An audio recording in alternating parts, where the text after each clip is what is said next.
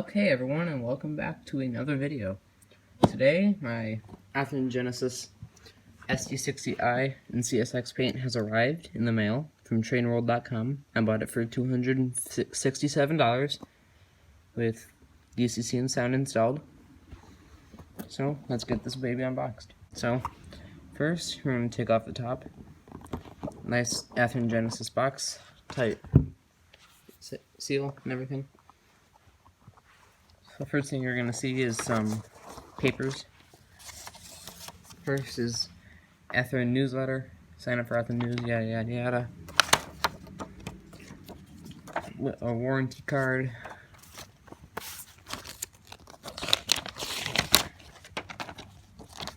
SD60M or I. Exploited parts diagram.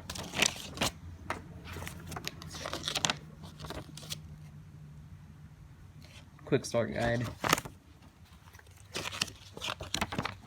and control variables.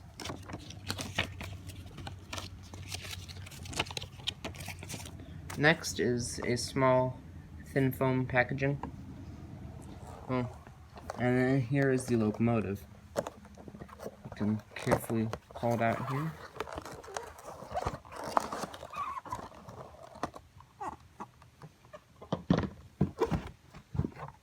I'm going to set it on here. So here, there's a plastic sleeve that you can slide right off. Just plastic. And there's several of these little foam things here that go on the top of this. So all you have to do is pop out this flap like that, and then this opens, revealing one of these little plastic covers. Then revealing the locomotive. And here there are little foam handrail holders so that you don't break during shipping. Just slide those out. There's one on the other side as well. And yes, here's your locomotive. So we're going to take a look at some of the closer features on this model. On the front here, you have your headlight. You have your headlight, your number boards, which are not lit, marker lights, which are not lit, sadly. That's what the downside to older Athearn Genesis locomotives are. Some of the extra lights are not operational, but pilot-mounted ditch lights, they do flash and work when the locomotive is on. KD coupler. MU hoses, MU hoses, your snow plow, separately applied grab irons, and then sand filler hatches. And then the I in the SD60i stands for isolated, which means it has an isolated cab, so that the ride is easier for the crews. That's what you can see here, this little line is for, as well as another thing back here. Antennas on top. And yeah, that's it for the front of the engine. As you can see on the side, it says SD60i and then the road name. You have a fully detailed cab interior, which is nice. You have plastic handrails. They aren't the sturdiest, but they hold. On top you have a fan, one of the radiator fans, and then 3 more on the back. You have your horn right here. CSX YN3B boxcar logo. I forget what this thing is for. Fuel tank details. Trucks with a good amount of detail as well. 6-axle engine. I do not know if this has rotating wheel bearing caps, but I do not think it does.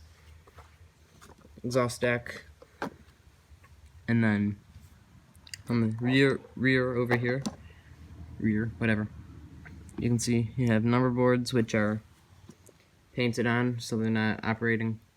Got headlight, no ditch lights on the back, just like the prototype. Non-illuminated marker lights, CSX boxcar logo again. Grab irons, handrails, these ones are really sturdy, pretty sturdy actually.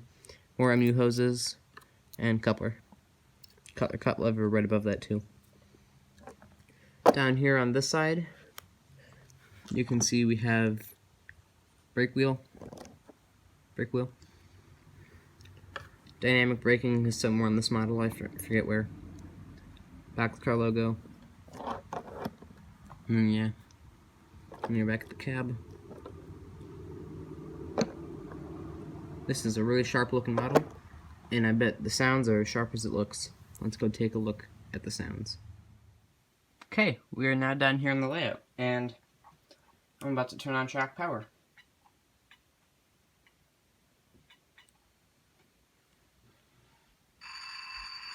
As you can see, startup sequence already begins.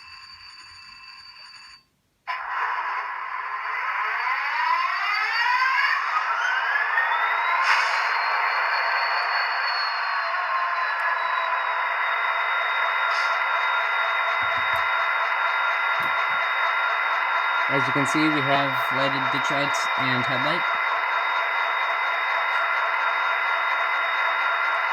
F1 is bell.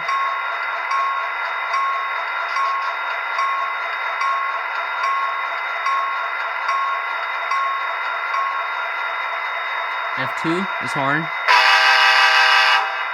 That is a loud horn. The length of the toot depends on how long you press the F2 key.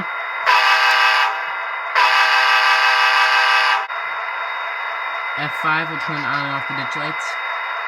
And as you see, they do flash when the horn is sounded.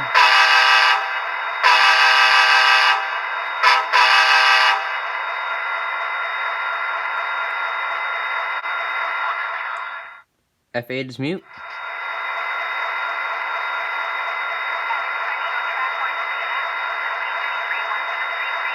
I don't know if you can hear that, but F7 does crew chatter. Yeah, it's very faint. F9 is half volume. It reduces it to half volume. Guess not the horn, but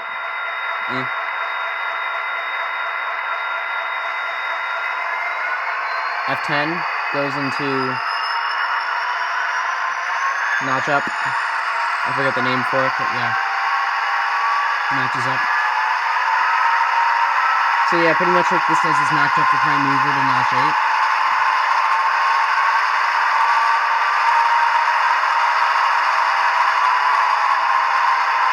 If you press it again, it'll notch it down.